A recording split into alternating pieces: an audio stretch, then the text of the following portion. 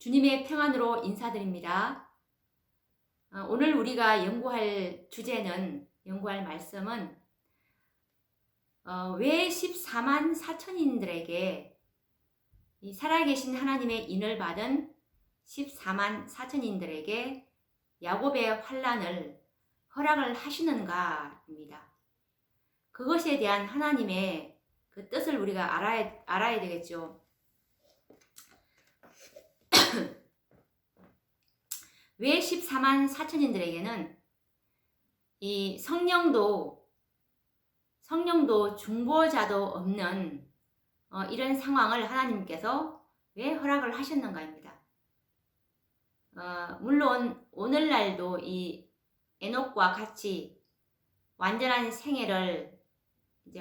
순종의 생애를 사는 사람들이 있고 과거에도 있었습니다.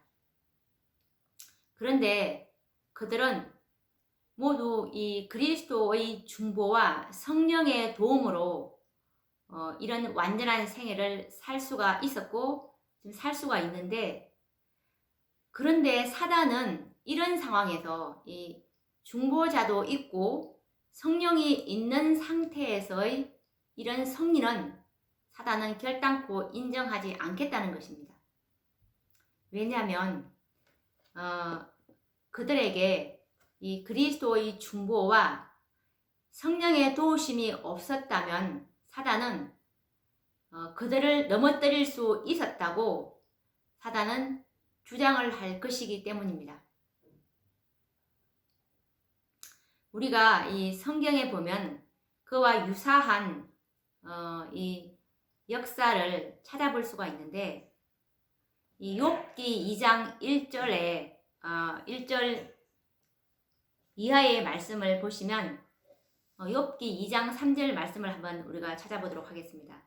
거기 보시면 이제 사단이 하나님 앞에서 욥을 참소하는 그런 장면을 읽게 됩니다. 하나님께서는 욥을 이제 사단에게 칭찬을 하셨습니다. 뭐라고 칭찬을 하냐면 욥기 2장 3절 말씀에 보시면 여호와께서 사단에게 이르시되 내가 내 종 욥을 유의하여 보았느냐? 그와 같이 순진하고 정직하여 하나님을 경외하며 악에서 떠난 자가 세상에 없느니라. 이렇게 욥을 칭찬을 하셨는데, 그때 사단이 뭐라고 말했냐면 욥이 하나님의 말씀을 이 욥에게 칭찬했던 하나님의 말씀을 사단은 인정하지 않았습니다. 왜냐하면 욥이 정직하고 이 의롭게 사는 것은 맞지만 그 이유는 이렇게 욥이 정직하고 의롭게 살 수 있었던 이유가 바로 하나님께서 욥에게 복을 주시고 도와주시기 때문이라고 사단은 반박을 했습니다. 그래서 하나님께서는 이제 사단에게 그러면 네가 욥을 한번 시험을 해봐라 라고 이렇게 허락을 하셨습니다.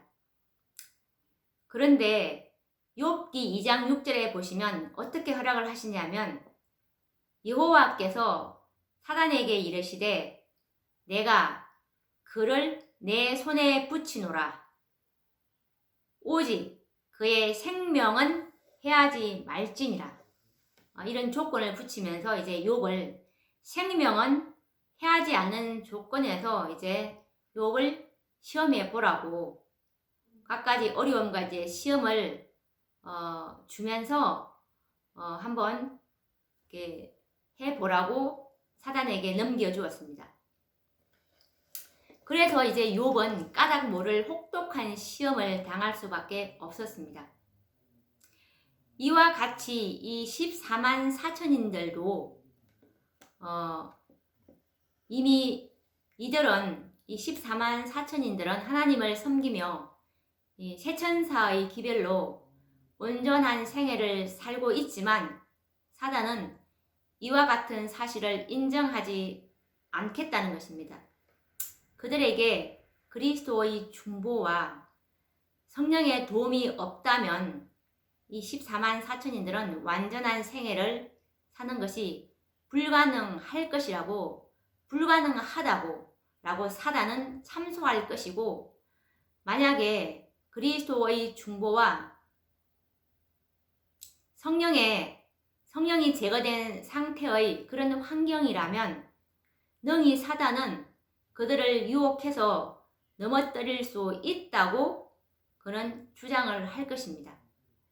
그래서 하나님께서는 이 남은 무리들을 통해서, 이 14만 4천인들을 통해서 이제 마지막 라오디게아 교회에게 이 참된 증인의 권면인 요한계시록에 있는 이 18장 1절에 1888 기별이라고도 합니다. 1888년도에 라오디게아 교회에게 보내는 이 기별이었기 때문에 이 참된 증인의 권면을 이제 보내신 것입니다. 이 기별에 의해서 이 셋째 천사들로 상징되는 남은 무리들에게 전신갑주를 입히시게 되는 것입니다. 그 후에 그리스도의 중보와 이제 성령을 이 땅으로부터 이제 거두어 들이시는 것입니다.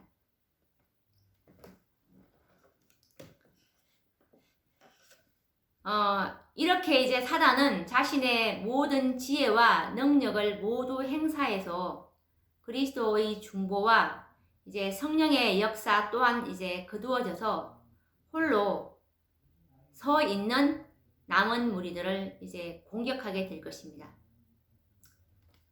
이 7장, 악인들에게는 이 7장이지만 이 의인들에게는 야곱의 환란이 이제 도래할 것인데,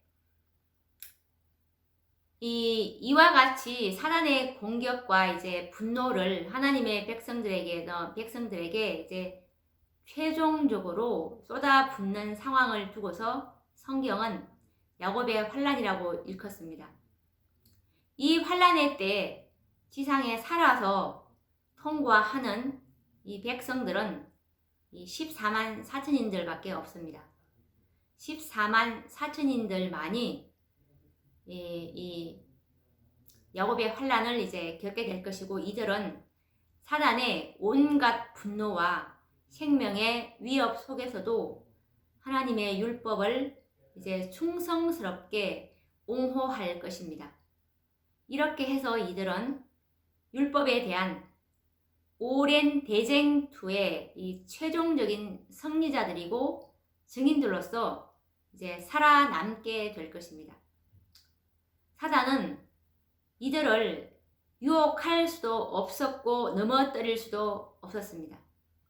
그래서 이 하나님은 이들의 승리로 말미암아 6,000년 동안 사단으로부터 이제 공격받았던 하나님의 품성의 사본이고, 그리고 하나님의 뜻의 계시였던 이 율법이 결함이 없고 온전히 순종할 수 있다는 완전한 증거를 이제 갖게 되실 것입니다. 사단은 대쟁투 초기부터 하나님의 율법은 순종할 수 없기 때문에, 결함이 있기 때문에 변경되어야 한다고 줄곧 주장해 왔었습니다. 그런데 이 14만 4천인들의 이 야곱의 환란 동안에 그리스도의 중보와 성령도 제거된 상태에서 하나님의 율법을 이제 온전히 순종함으로 완벽한 증거를 이제 갖게 되는 것입니다. 그래서 이제 사단은 더 이상 변명할 수가 없습니다. 사단은 죄악의 창시자임이 온 우주와 모든 거민들에게 이제 폭로되는 것입니다. 그래서 이제 구속의 경륜에는 인류를 구원하는 그 이상의 높은 뜻이 있었다는 것입니다. 이 하나님의 구속의 경륜은 단순히 이 지구에 있는 이 인류만을 구원하시기 위해서 예수님께서 이 지상에 내려오는 것이 아니었습니다. 더 깊은 이 하나님의 목적이 있는데 이것이 바로 대쟁투 초기에 사단이 주장해 왔었던 하나님의 율법에 관한 것이었습니다. 이 구속의 경륜에는 하나님께서 인류를 구원하는 그 이상의 더 깊은 뜻이 있었다는 것을 이 대부분의 하나님의 백성들이 이것을 잘 모르고 있습니다. 그래서 이 구원 얻기만 급급한데 그런 문제보다도 더 깊은 하나님의 경륜을 우리가 알아야 이 뜻의 보조를 맞추어서 나갈 때 이 하나님 예수님의 이 재림이 촉진되는 것입니다. 더 우리가 재림을 앞당길 수 있는 것이기 때문에 하나님의 구속의 경륜을 우리가 정확히 더 깊이 알아야 되는 것입니다. 그래서 부조와 선지자 68페이지를 보시면 이런 말씀이 있는데요. 부조와 선지자 69페이지입니다. 구속의 경륜에는 사람을 구원하는 일보다 더 광범위하고 깊은 목적이 있었다. 이 지구에 있는 죄지은 인류를 이제 구원하는 것보다도 더 광범위하고 깊은 목적이 있었다는 뜻입니다. 그리스도께서는 이 일만을 위하여 세상에 오시지 않으셨다. 이 일만을 위하여 사람을 구원하는 일만을 위해서 이 지구에 오시지 않으셨다는 뜻이죠. 그분께서 오신 것은 단순히 이 작은 세계의 거민들이 하나님의 율법을 마땅히 생각해야 할 대로 생각하게 하는 것뿐 아니라 온 우주 앞에 하나님의 품성을 옹호하시기 위해서였다. 더 깊은 목적이 뭐냐면 온 우주 앞에 하나님의 품성을 옹호하시기 위해서 그리스도께서 이 세상에 오셨다는 것이죠. 더 깊고 광범위한 목적이 당신의 위대한 희생의 이와 같은 결과를 구주께서는 십자가에 못 박히시기 직전에 미리 내다보셨다. 그분은 이렇게 말씀하셨다. 이제 이 세상에 심판이 이르렀으니 이 세상 임금이 쫓겨나리라. 내가 땅에서 들리면 모든 사람을 내게로 이끌겠노라. 사람의 구원을 위하여 죽으신 그리스도의 행위는 사람들이 하늘에 접근하는 일을 가능하게 할 뿐 아니라 사탄의 반역을 처리하심에 있어서 하나님과 그분의 아들이 정당하심을 온 우주 앞에 옹호할 것이었다. 이것은 하나님의 율법의 영원 불변성을 확립할 것이며 죄의 본질과 결과들을 나타낼 것이었다. 이것이 바로 하나님께서 예수님을 이 땅에 세상에 보내신 이유가 온 우주 앞에 하나님의 품성의 사본이며 하나님의 뜻에 계신 율법을 이제 율법의 불변성을 영원 불변성을 이제 확립하고 그리고 이 사탄의 반역을 처리하심에 있어서 하나님과 하나님의 아들이 정당하심을 온 우주 앞에 할 것이라는 뜻입니다. 이렇게 함으로 이제 죄의 본질과 결과들이 이제 드러나게 될 것이라는 것이죠.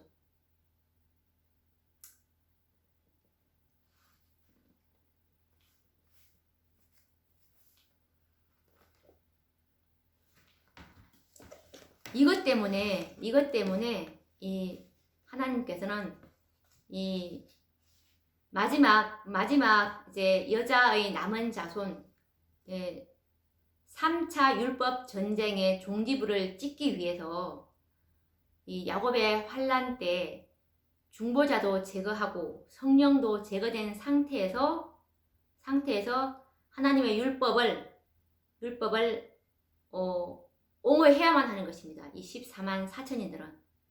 그렇게 될 때 사단의 참소가 완전히 끝나는 것입니다.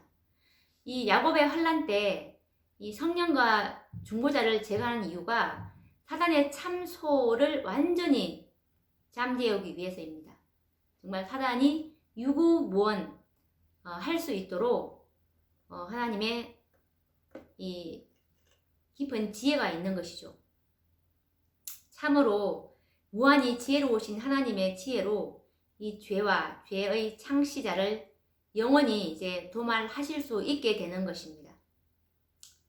이것에 누가 이의를 제기할 것이고 사단을 동정할 것입니까? 하나님은 악을 정복하심에 있어서 이 폭력을 사용하지 않으셨습니다. 하나님은 오직 사랑으로만 악을 완전하게 정복을 하셨습니다.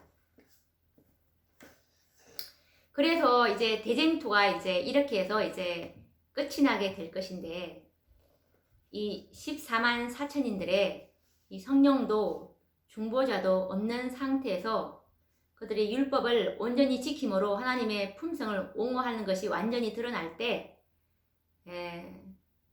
정말 이 사단을 죄를 완전히 시키게 되면서 하나님의 사랑이 이제 온 우주 거민들 앞에서 옹호되고 그분의 영광이 확립이 될 것입니다. 이것에 관련된 증언의 말씀은 시대의 소망 764페이지에 있는 말씀을 확인해 보도록 하겠습니다.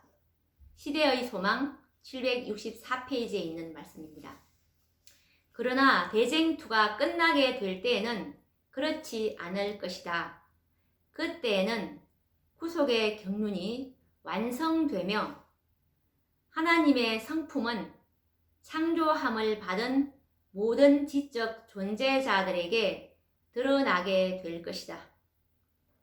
이 말씀이 무슨 말씀이냐면, 이제 이 야곱의 환란을 통해서 이제 이 14만 4천인들이 이 하나님의 율법을 이제 옹호하는 이제 그것들이 완전히 이제 증명이 되면서 이 창조함을 받은 모든 지적 존재자들에게 하나님의 성품이 이제 드러나게 되는 것입니다. 창조함을 받은 모든 지적 존재자들이 누구냐면 바로 14만 4천인들인 것입니다. 하나님의 율법의 교훈은 이렇게 해서 이제 하나님의 율법의 교훈은 이제 완전하고 영원 불변하다는 것이 알려질 것입니다. 이 야곱의 환란을 통해서 그때 죄는 사탄이죠. 사탄은 이제 그의 본성을 드러내고 사탄은 그의 성격을 드러내게 될 것입니다.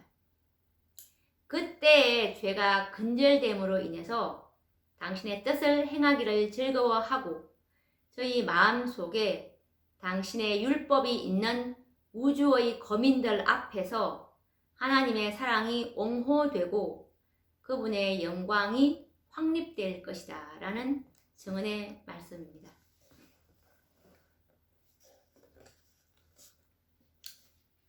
이들이 바로 구속의 열매들이죠. 14만 4천인. 이 열매는 나무의 진가를 이제 판가름하는데 가장 확실한 증거가 됩니다.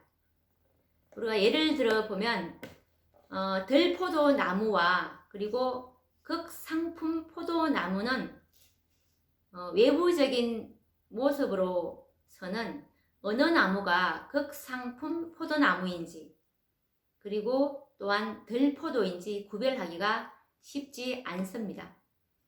물론 이 포도나무에 대한 전문적인 지식이 있는 사람은 쉽게 구별을 할 것이지만,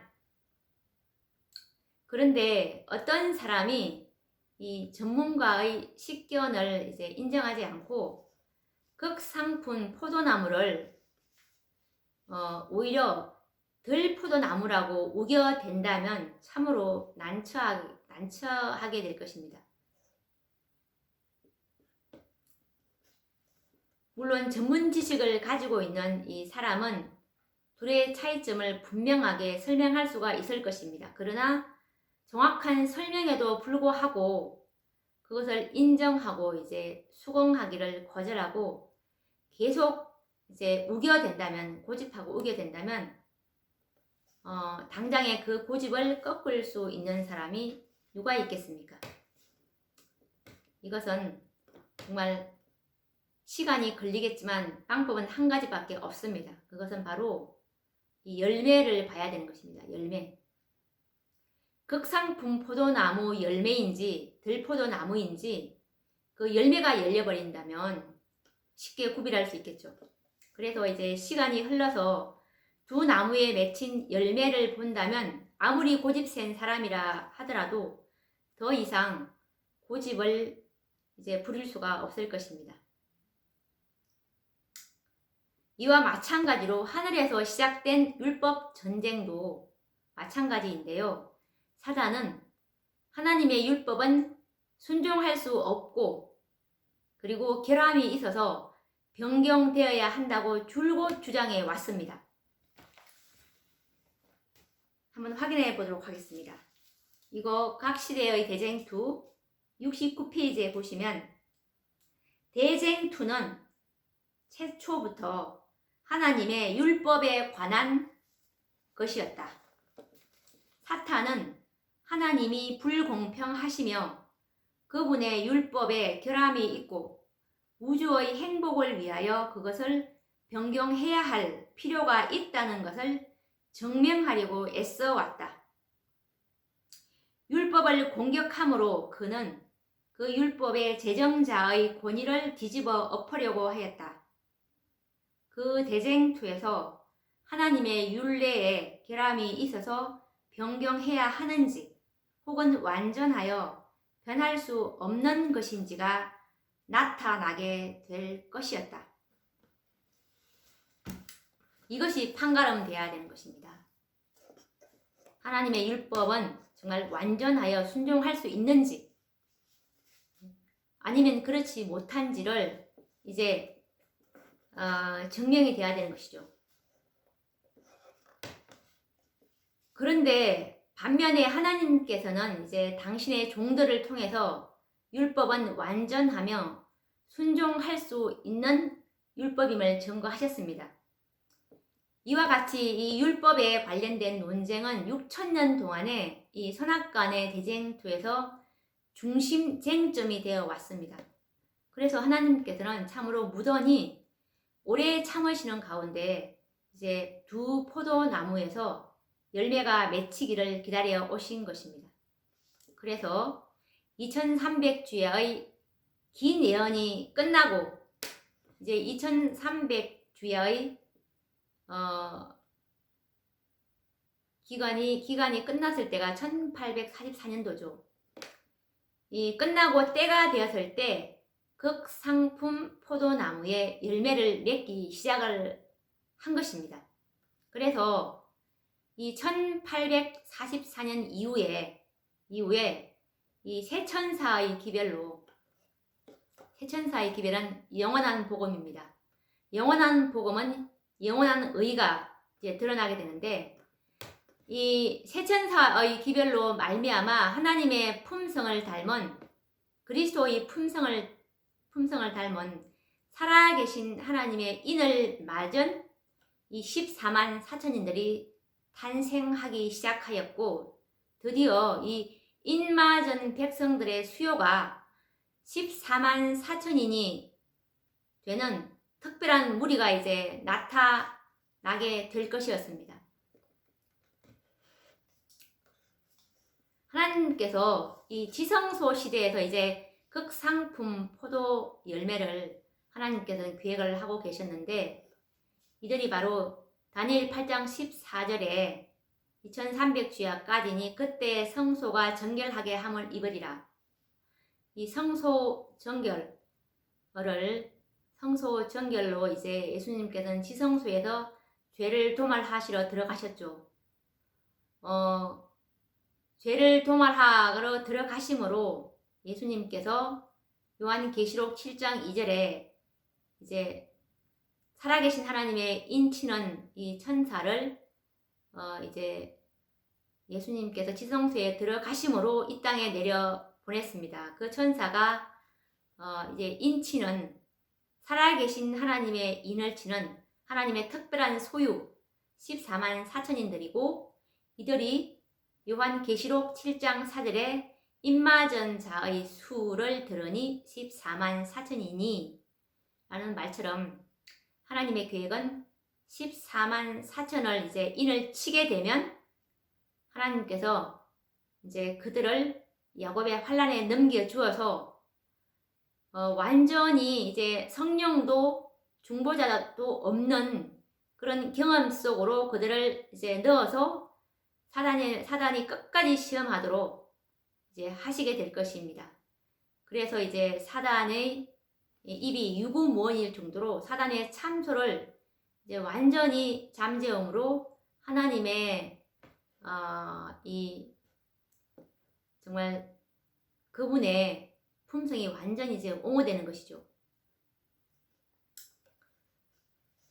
그래서 이 무리들이 14만 4천인들이 하나님께서 6천년 동안 이제 하나님께서 이제 경영하신 의의 나무에서 맺힌 열매들인 것입니다.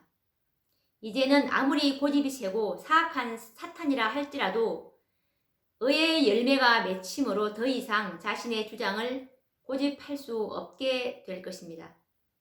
사단의 입을 막고 그리고 사단의 기만과 모든 궤변을 여지없이 깨뜨려 버릴 것이기 때문입니다. 그래서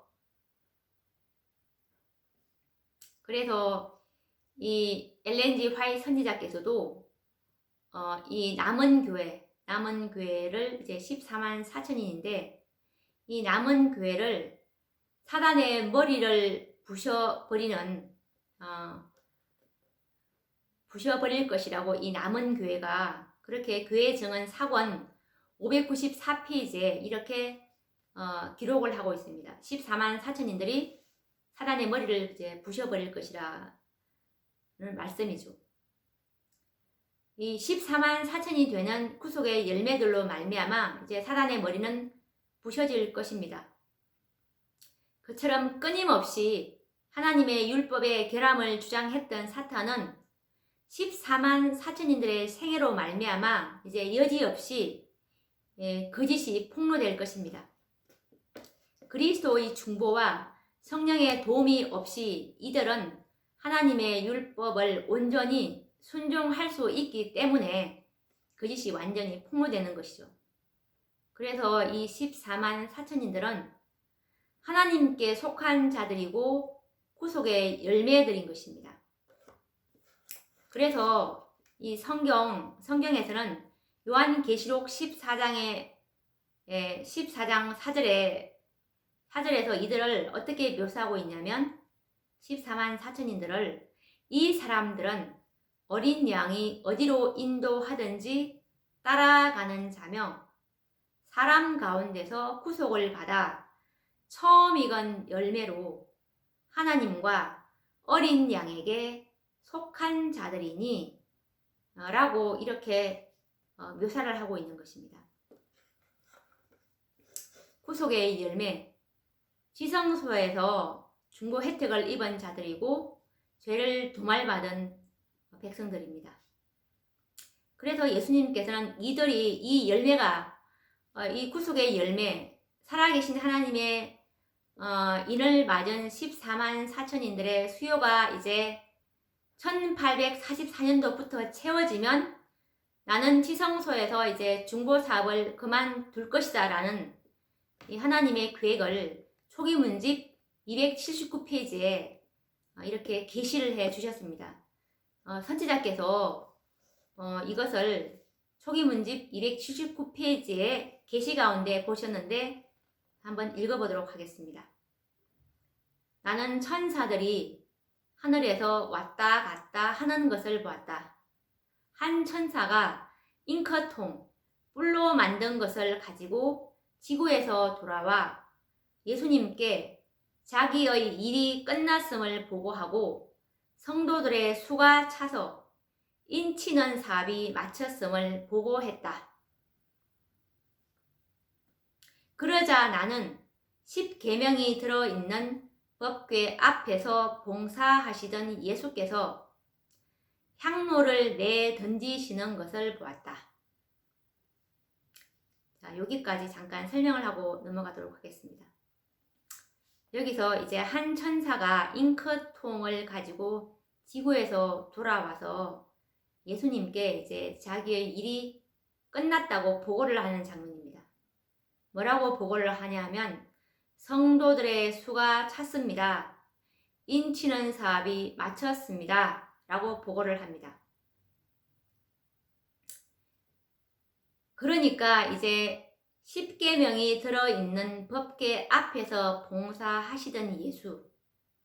자, 이 예수님은 10계명 앞에서 봉사하시니까 이제 지성소에서 봉사하고 계셨다는 것을 누구나 다 알 수 있습니다.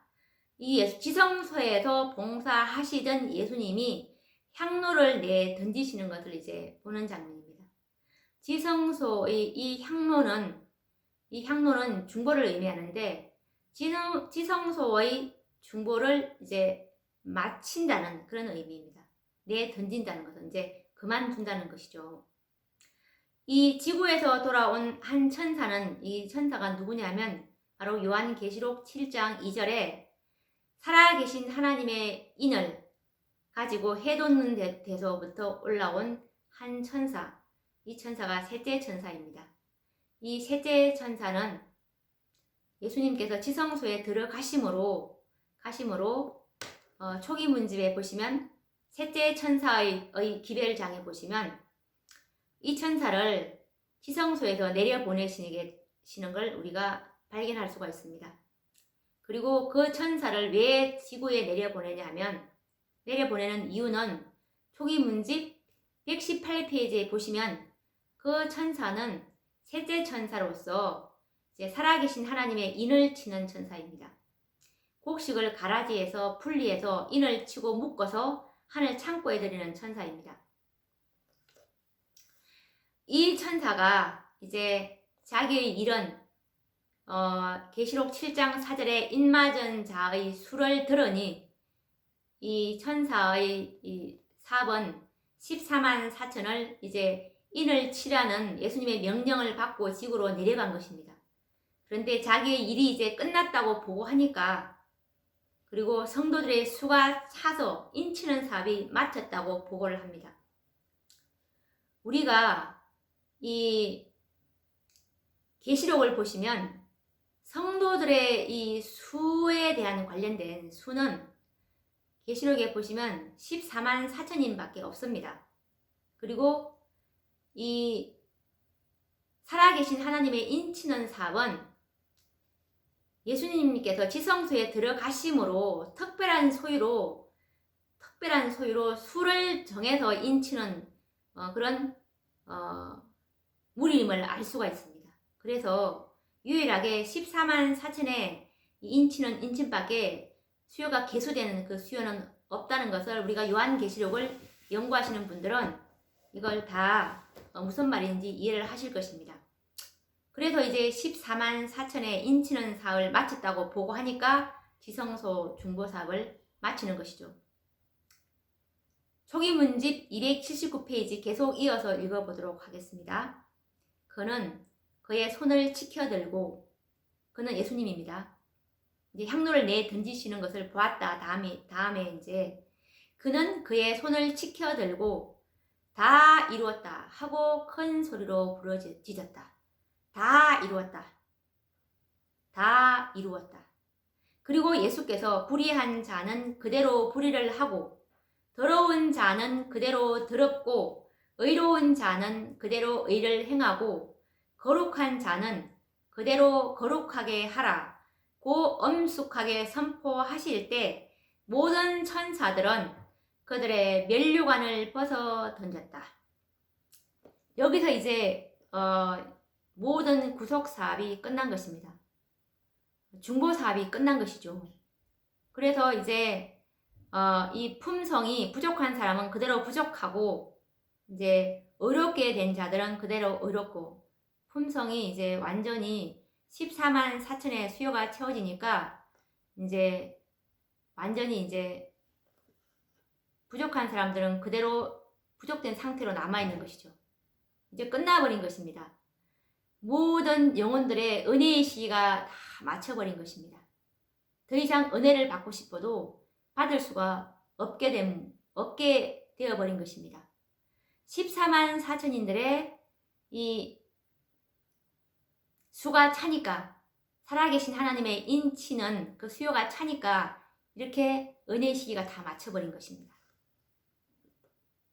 그리고 초기 문집 280페이지에 보시면, 초기 문집 280페이지에 보시면 예수님의 중보 사업이 끝난 후에 그 두려운 시간에 성도들은 중보자 없이 하나님 앞에서 살고 있었다. 모든 상황은 결정되었고 모든 보석은 헤아려졌다. 여기서도 보시면 이제 예수님께서 지성소에 이제 나오심으로 중보 사업이 끝났다고 말씀을 하고 있고, 중보가 거두어진 것입니다. 그리고 그 두려운 시간에 성도들은 중보자 없이 하나님 앞에서 살고 있었다. 중보자 없이 이 14만 4천인들은 야곱의 환난을 이제 통과하게 될 것이고, 이 예수님께서 지성소에 나오심으로 이제 모든 상황은 다 결정되었습니다. 모든 상황은 다 결정되었고 14만 4천인들 외에는 이제 정말 이 짐승의 표를 받을 수밖에 없는 이 지구상에는 살아계신 하나님의 인과 짐승의 표, 이 두 무리로 결정이 될 것입니다. 그리고 모든 보석은 헤아려졌다. 모든 보석은 헤아려졌다. 여기서 이 보석은 우리가 이 성소 진리를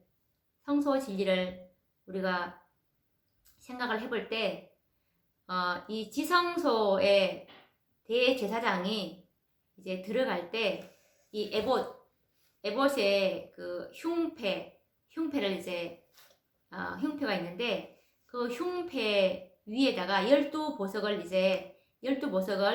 이렇게 달고 들어가는데, 이 12보석을 달고 들어가는 이유가 뭐를 표상하냐면 바로 요한계시록에 보시면 이스라엘 12지파에서 나온 14만 4천인들을 말하는 것입니다.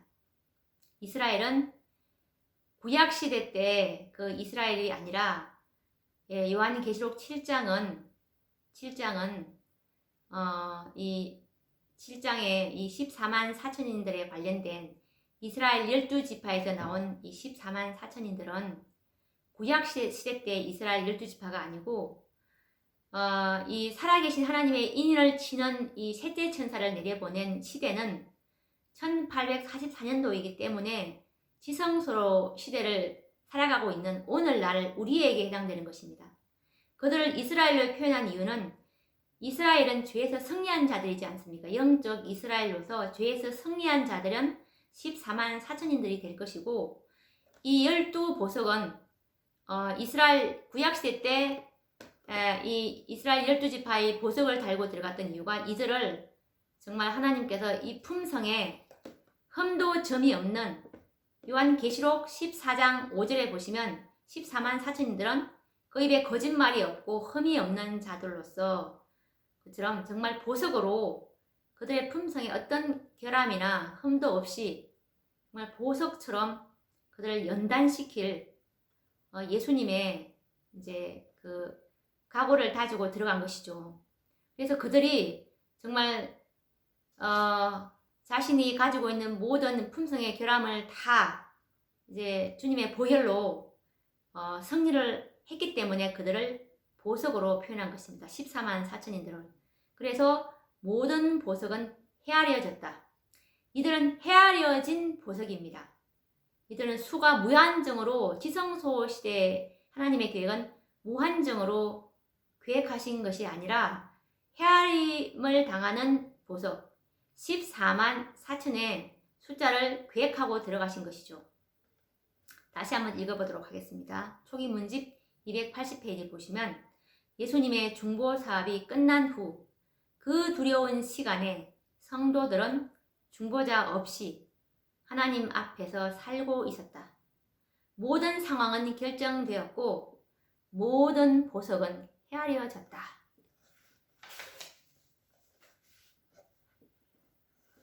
그리고 이 14만 4천인들의 이 경험을 요한계시록 7장 14절에서 이제 16절 말씀에 설명하고 있는데, 이는 큰 환난에서 나온 자들인데 어린 양의 피에 그 옷을 씻어 희게 하였느니라.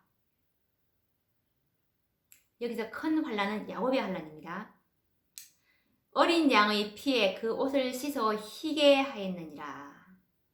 자, 이 말은 우리가 킹 제임스 이제 그 흥정령을 보시면 어린 양의 피에 그 옷을 씻어 희게 하였다는 말은 하나님의 계명을 지켰다는 것입니다. 하나님의 계명을 그들은 온전히 지키는 생애를 살았다는 뜻이고, 그리고 저희가 다시 줄이지도 아니하며 목마르지도 아니하고 해나 아무 뜨거운 기운에 상하지 아니할지니,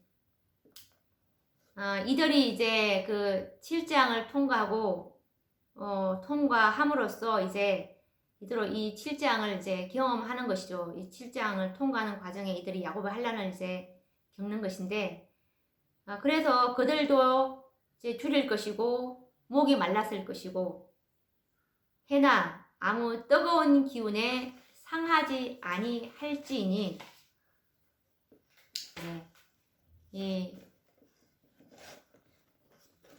이들이 이 마지막 시대를 이제 통과하는 백성이라는 것을 알 수가 있죠. 그래서 이 14만 4천인들의 승리는 이제 그리스도의 이름을 믿고 죽은 모든 영혼들의 구원을 보장해주는 증명이 될 것입니다. 예수님께서 이 십자가에 달리셨을 때 우편 강도는 그리스도를 시인하고 죽었습니다. 그래서 이 그는 우편 강도는 살아생전에 참으로 선을 행한 적도 없었고, 그리고 그리스도의 이름으로 하나님께 영광을 돌린 적도 없었습니다. 그런데 이 우편 강도는 재림의 아침에 승리한 무리들 속에서 예수님께서 첫째 의인의 부활을 이제 부활을 시키실 때 이 우편 강도도 첫째 의인의 부활에 무리 속에 속하게 될 것을 우리는 이미 성경을 통해서 알고 있습니다. 이 우편 강도는 오직 그리스도를 개인의 구주로 받아들이는 단순한 믿음으로 구원을 받았습니다. 우편 강도가 이처럼 단순하게 믿음으로 구원받을 수 있었던 이유가 바로 그리스도께서 죽으심으로 그의 모든 죄를 담당하셨기 때문에 그렇습니다. 그런데 사단이 그와 같이 죄 많은 강도가 구원받은 사실에 대해서 어떻게 사단이 항소를 하지 않을 수가 있겠습니까? 사단은 분명히 참소할 것이고 항의할 것입니다.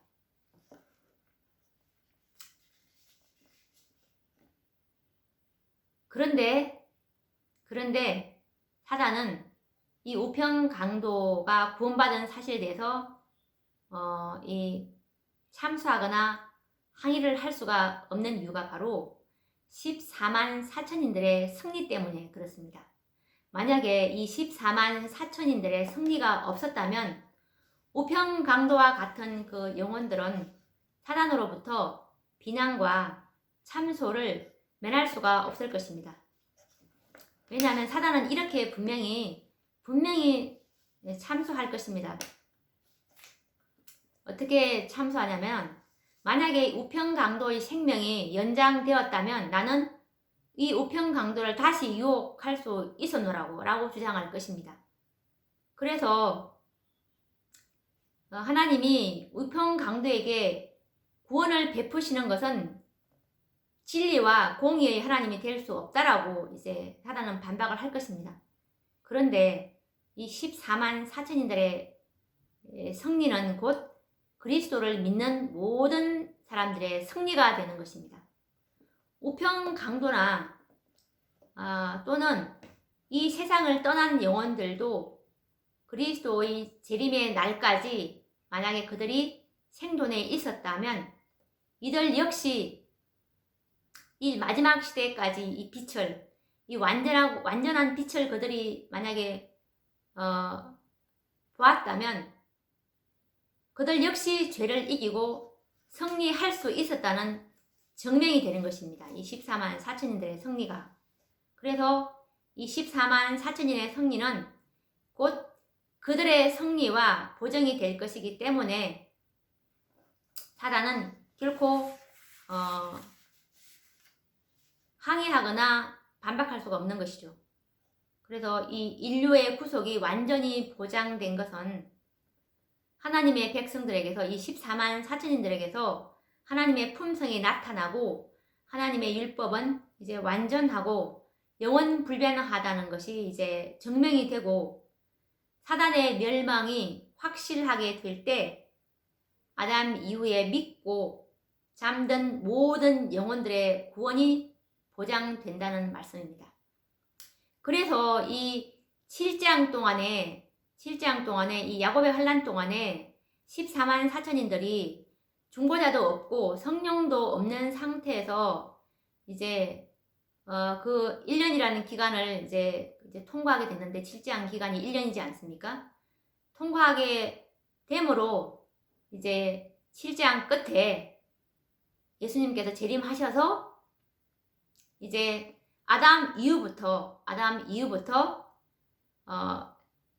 셋째 천사의 예수님께서 지성소에 들어가시기 전에 그 빛으로 구원받은 이 모든 사람들, 이 헤일 수 없는 그 무리를 이 14만 4천인들의 승리가 있었기 때문에 예수님께서 재림하실 때 첫째 의인의 부활을 할 수가 있게 되는 것입니다. 그래서 정말 이 14만 4천인들이 반드시 필요한 것입니다. 마지막에 특별히 중보자도 성령도 없는 이 경험이 이렇게 해서 이들의 승리가 없었다면 첫째 의인의 부활은 있을 수가 없게 되는 것입니다. 왜냐하면 사단의 참소와 항의 때문에 하나님은 진리와 공의의 하나님이 될 수 없다라고 끊임없이 참소할 것이기 때문에 그렇습니다. 이렇게 해서 이제 하나님의 14만 4천인들의 승리로 하나님의 율법은 완전하고 변경할 수 없는 율법임을 증거한 것입니다. 참으로 14만 4천인들의 승리는 값진 승리이고 율법 전쟁을 종결짓게 되는 것입니다. 그런데 사단은 이 14만 4천인들에 관한 교리가 백성들에게 가르치는 것을 가장 두려워합니다. 이 진리가 알려지는 것을 가장 두려워합니다. 왜냐하면 14만 4천인들의 수요가 차면 자신의 이제 속이는 이 기만 행위를 더 이상 할 수 없고 자신을 멸할 수 있는 그 길이 열리기 때문에 사단은 두려워하는 것이죠. 자신의 운명이 끝난다는 사실을 사단은 너무나 잘 알고 있기 때문입니다. 이 구속의 열매가 나타난다면 더 이상 변명할 수도 고집을 피울 수도 없을 것입니다. 그렇다면 이 14만 4천인들에 관한 진리는 얼마나 중요하고 우리가 더 깊이 연구해야 되는 주제이겠습니까? 이 현대 진리 1849년도 9월 1일자 화이 선지자께서 쓰신 말씀인데 현대 진리 1849년도에 9월 1일자에 쓰신 말씀인데 한번 읽어보도록 하겠습니다. 주님께서는 나에게 귀중한 영혼들이 현대 진리, 곧 인치는 진리와 때에 적당한 식물의 부족으로 굶어 죽어가고 있음과 또한 신속한 사자들이 저들의 길을 달려가서 현대 진리로 양떼를 먹일 것이라는 사실을 보여주셨다.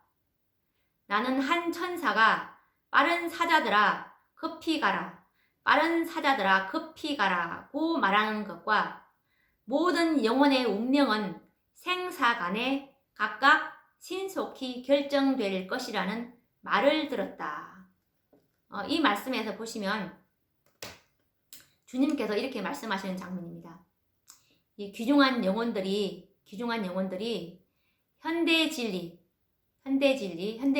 인치는 진리인데 이 14만 4천에 살아계신 하나님의 인치는 진리입니다. 이 인치는 진리와 때에 적당한 식물의 부족으로 굶어 죽어가고 있다고. 이 인치는 진리를 빨리 가리키라는 뜻이죠. 그리고 때에 맞지 않는 그런 양식을 이제 먹이게 되므로 하나님의 지성소 사업의 이 취지를 모른다는 것이죠. 그래서 빨리 현대 진리로, 인치는 진리로 빨리 양떼를 먹여라. 이 주님께서 이렇게 말씀하십니다. 그러면서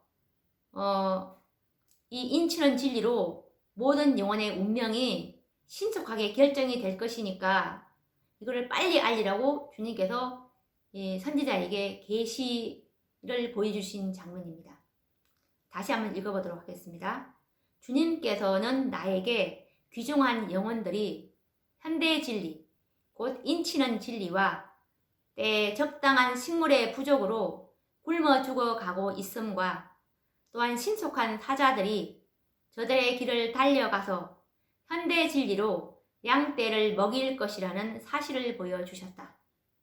나는 한 천사가 빠른 사자들아 급히 가라, 빠른 사자들아 급히 가라고 말하는 것과 모든 영혼의 운명은 생사 간에 각각 신속히 결정될 것이라는 말을 들었다. 14만 4천의 수요가 채워지면 모든 영혼의 운명은 결정될 것이라는 뜻입니다. 오늘도 우리가 이 마지막 시대에 가장 중요한 진리가 바로 이 인치는 진리입니다. 정말 우리가 예수 그리스도의 품성을 우리가 소유하지 않으면 그분으로부터 지성소의 중보의 혜택으로 은혜를 충만하게 받지 않으면 아무도 이 14만 4천인 가운데 속할 수 없기 때문에 정말 우리의 운명은 신속히 결정될 것이고 짐승의 표를 받은 자들의 운명은 참으로 너무나 처참합니다. 우리가 오늘도 이 인치는 진리가 얼마나 우리가 연구해야 될 주제인지 또 다시 한번 느끼면서 다음 시간에도 이 14만 4천의 진리는 참으로 깊이 연구해야 되기 때문에 또 연구를 해보도록 하겠습니다. 그러면 다음 시간에 뵙도록 하겠습니다. 감사합니다.